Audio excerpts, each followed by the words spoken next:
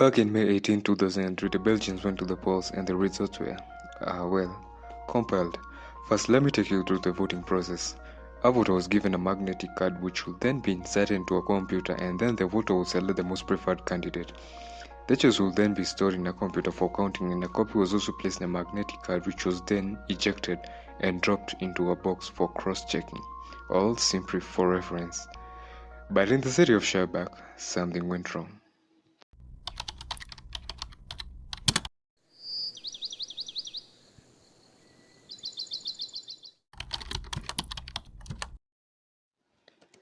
The residents of Schaerbeek cast their votes and counting was done. But a certain candidate by the name of Maria van der Vogel received a high number of votes than it was mathematically possible. You see, the issue was that Maria was a little-known candidate with her own party, but she managed to get over 4,000 votes, or 4,610 votes to be precise. The magnetic cards were then counted one by one, and the results were pretty much the same except for the one, Maria van der Vogel, who now had 514 votes against the original 4,610 votes, a difference of 4,096 votes. So, what happened?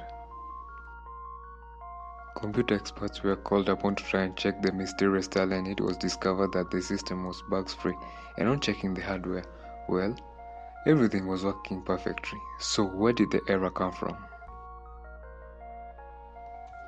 In the late 70s, Intel discovered a problem similar to the Belgian one. You see, the semiconductor chip packaging demand was so high, so a new plant was set up by Intel down the Green River, which just happened to be downstream of an old uranium mill. Soon, it was realized that the bits in the chips would flip from a 1 to a 0 and vice versa.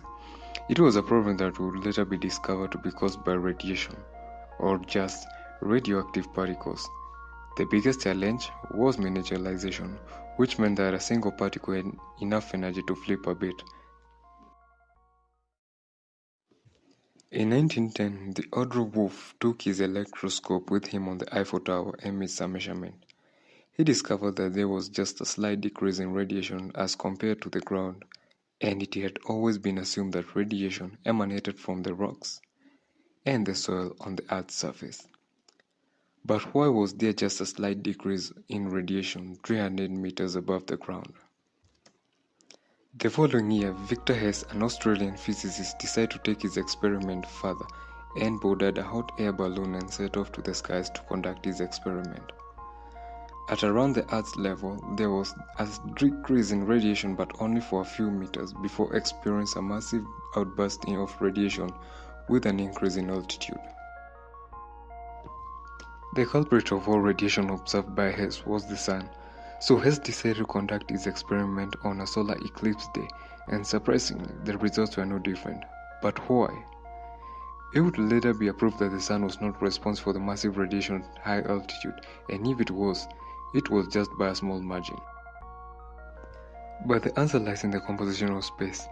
Stars are born, live to produce light and radiation, and finally, on old age, they explode to become supernovas.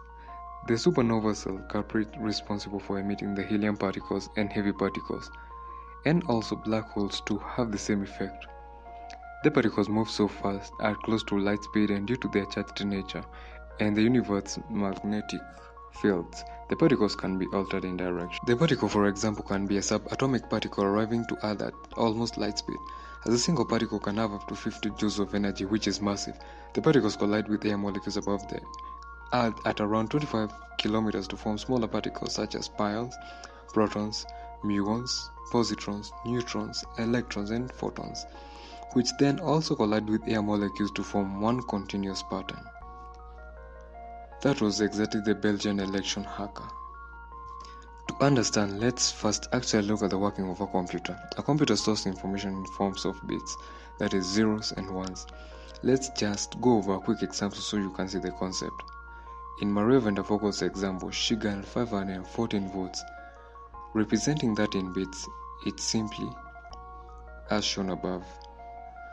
So now, let us invert the that in the bit.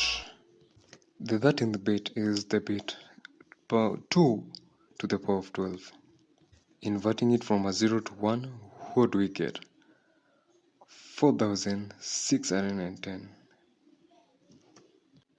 And that is what actually happened in Belgium in 2003 on the election period. And so the excessive vote count in Marie van der Vogel's votes was, well, a good example of a cosmic bit flip. There have been other documented examples of inverted bit flips, such as the falling plane in Singapore back in 2008. Incidences of bit flips are somehow common in our daily lives, and they are causing supercomputer crashes in elevated altitudes.